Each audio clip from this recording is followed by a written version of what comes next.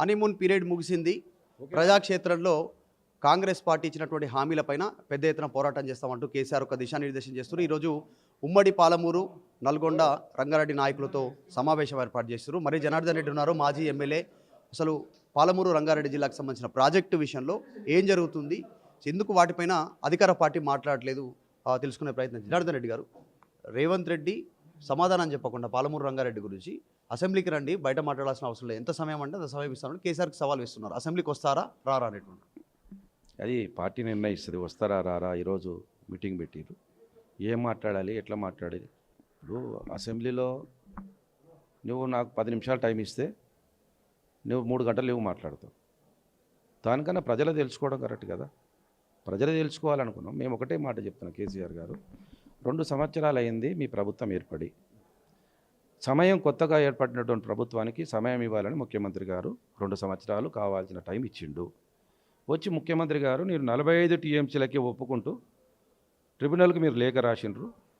తెలంగాణ రాష్ట్రంలో పాలమూరు రంగారెడ్డికి 350 కిలోమీటర్ల ప్రవహిస్తున్నటువంటి ట్రిబ్యునల్లో కృష్ణా వాటలో మనకు కావాల్సినటువంటి వాటా మహారాష్ట్ర వాడుకుంటుంది, కర్ణాటక వాడుకుంటుంది, మనం వాడుకోవట్లేదు. కాబట్టి మీరు ఇది రాష్ట్రానికి అన్యాయం జరుగుతుంది. మీరు కేంద్ర ప్రభుత్వంతో కొట్లాడి ఆ ట్రిబ్యునల్ తీర్పు ప్రకారంగా మీరు ఇచ్చిన లేఖను ఎంబడే వాపసు తీసుకొని 45 టీఎంసీలకు కాదు 90 టీఎంసీలకు మీరు ఒప్పుకోండి అని చెప్పి ముఖ్యమంత్రి గారు మాజీ ముఖ్యమంత్రి గారు కేసీఆర్ గారు మాట్లాడారు.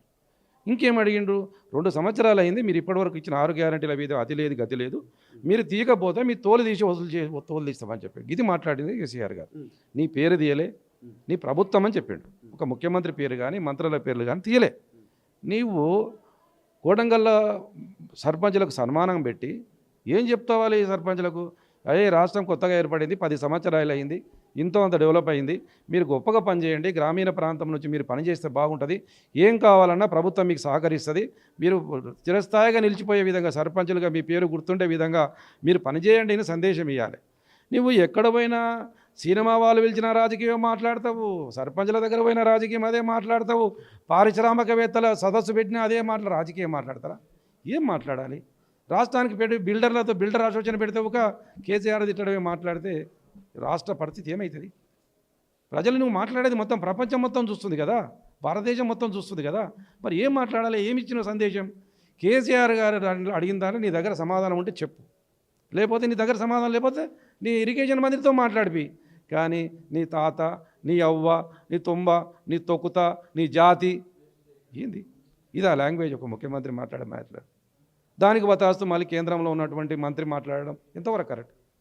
ఏం జరుగుతుంది రాష్ట్రంలో? ఇక్కడ పోతుంది రాష్ట్రానికి. 2 సంవత్సరాలు అయింది. కేంద్ర మంత్రిగా ఉన్నటువంటి బండి సంజయ్ గారిని ఒకటే మాట్లాడుతున్నా, తెలంగాణ బిడ్డగా అడుగుతున్నా, ఏం తెచ్చినావు ఈ రాష్ట్రానికి? నీకు వచ్చింది, నీవు మంత్రి అయినావు. నరేంద్ర మోడీ గారు జపం చేసి నరేంద్ర మోడీ గారి జపం చేసుకుంటూ పోయి నువ్వు మంత్రి అయినావు. కానీ ఈ రాష్ట్రానికి కరీంనగర్కి ఏమించినా, పాలమూరుకి ఏమించినావు? గజ్జపరాదు గది మాట్లాడకుండా రేవంత్ రెడ్డికి సపోర్ట్ చేసి. మీ జిల్లాకి సంబంధించి మరొక ఎంపీ కూడా మొన్న మాట్లాడుతూ కాంగ్రెస్ను వదిలేసి బీఆర్ఎస్ని ఎక్కువ టార్గెట్ చేసింది. అసలు కేసీఆర్ ఏం చేయలేదు, 10 ఏళ్ళు ఉంటే పట్టించుకోలేదు, అంతా అబద్ధం చెప్తుండు, గతంలో చేరేసుకొని కంప్లీట్ చేస్తా పాలమూరు రంగారెడ్డి అన్నారు, చేయలేదంటారు. అసలు నిజంగా పనులు ఎంత కంప్లీట్ అయినాయి జనార్దన్ రెడ్డి గారు? ఎంత మేర పెండింగ్ ఉన్నాయి, ఎందుకు చేయట్లేదు? కొత్త ప్రాజెక్ట్ ఎందుకు స్టార్ట్ చేశారు? కొడంగల్ లిఫ్ట్ ఇరిగేషన్ ఎందుకు స్టార్ట్? కల్వకుర్తి 14 సంవత్సరాలు మీరు పెండింగ్ చేయకుండా వదిలిపోతే దాన్ని పూర్తి చేసి 4 లక్షల ఎకరాలకు నీళ్ళు ఇచ్చింది కేసీఆర్ కాదా? నెట్టెంపాడు పూర్తి చేసింది కేసీఆర్ కాదా? బీమా పీడితం చేసింది కేసీఆర్ గారా? 12 లక్షల ఎకరాలకు సాగునీరు ఇచ్చింది పాలమూరు జిల్లాలో కేసీఆర్ కాదా? 5 జిల్లాలు ఏర్పాటు చేసింది కేసీఆర్ కాదా? 5 మెడికల్ కాలేజీలు ఏర్పాటు చేసింది కేసీఆర్ కాదా? మరి ఎవరు మీరు చేసిరా? నువ్వు కాంగ్రెస్ పార్టీలో ఉన్నప్పుడు చేసినావా, లేకపోతే బీజేపీలో ఉన్నప్పుడు చేసినావా? అసలు నువ్వు అమ్మనాడు జిల్లాకి ఎంపీ అయిన మా అక్క డికారణ గారు అంటే నాకు కొద్దిగా గౌరవం ఉంది, మహిళ. మరి ఏం చేసినావు చెప్పు? నరేంద్ర మోడీ గారి దగ్గరికి వెళ్ళి ఇగో ఈ కాంగ్రెస్ ప్రభుత్వం తప్పు, పాలమూరు జిల్లాకు అన్యాయం చేస్తుంది, ట్రిబ్యునల్ తీర్పు ప్రకారం రావాల్సిన వాటా మాకు రావాలని ఒకసారి అడిగినవా? గది ఎందుకు మాట్లాడారు మరి మీరు అడిగినప్పుడు?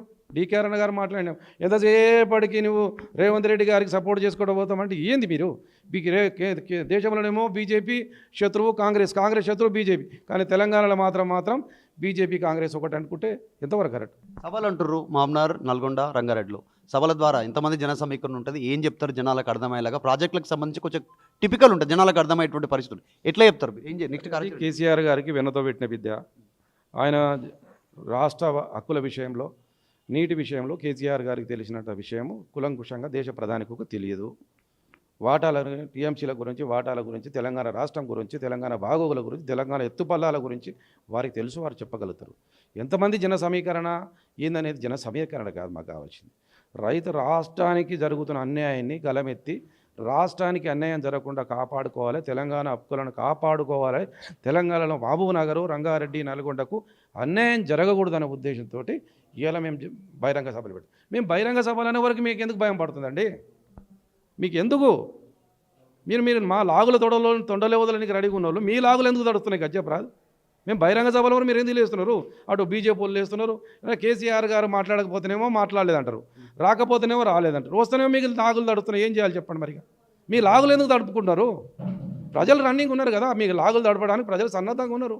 వెయిట్ చేయండి, 2 సంవత్సరాలు ఇంకా వెయిట్ చేయండి. చివరగా రేవంత్ రెడ్డి సవాల్, 2029లో మళ్ళీ కాంగ్రెస్ వస్తుంది. నేను రాజకీయాలు ఉన్నంత వరకు అసలు బీఆర్ఎస్ అధికారంలోకి రాదు. గతంలో అంతా చరిత్ర, టైంపాస్ ముచ్చట, బీఆర్ఎస్ గురించి మాట్లాడుకోవాలంటే ఆ పరిస్థితి అనేటువంటి ఛాలెంజ్ చేశారు. మరి ఎట్లా ఆ ఛాలెంజ్ మీద ఏం మాట్లాడు? నేను ఒకటే మాట చెప్తున్నాను, ఇది ప్రజాస్వామ్యం. ప్రజలు రేవంత్ రెడ్డి ముఖ్యమంత్రి అవుతాడు అనుకోలే, అయిండు. ప్రజలు ఎవరికి ఎప్పుడు ఏ తీర్పు ఇవ్వాలో తెలుసు. నేను రేవంత్ రెడ్డి ముఖ్యమంత్రి అవుతాడు అనుకోలేదు. ఆయన పీసీసీ అధ్యక్షుడు 9 ఎన్నికలు జరిగితే ఒక్క ఎన్నికలు ఆయనకు డిపాజిట్ రాలే.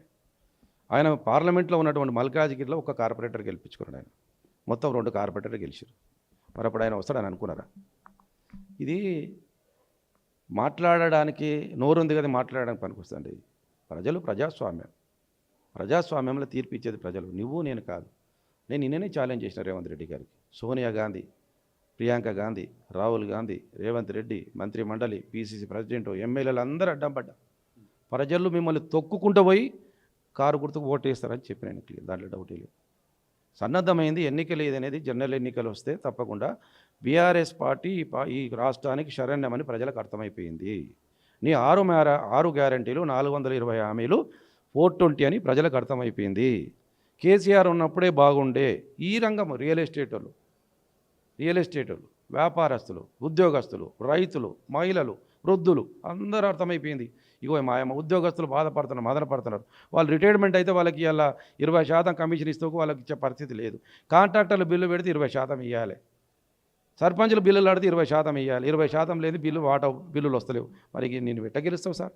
ఫస్ట్ ఆఫ్ ఆల్ నేను చేసేది రేవంత్ రెడ్డి గారికి, ఇలా మీ సొంత పార్టీ ఎమ్మెల్యేకు చెప్పిండు, నీ ఉపన్యాసాన్ని తగ్గించు, గంటలు మాట్లాడేది తగ్గించు.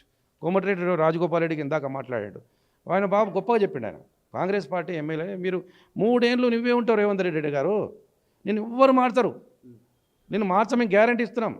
మా మాజీ ముఖ్యమంత్రి గారు బీఆర్ఎస్ పార్టీకి వెళ్ళి తప్పకుండా నువ్వే ముఖ్యమంత్రి ఉండాలి, మా కోరిక నువ్వు ముఖ్యమంత్రి ఉండాలని కావాలని, మేము కావాలంటే యజ్ఞాలు రాజశ్యామల యాగం చేస్తామని, నువ్వు ముఖ్యమంత్రి 3 ఏళ్ళు ఉండాల్సిందే, నువ్వు ఉండాలి.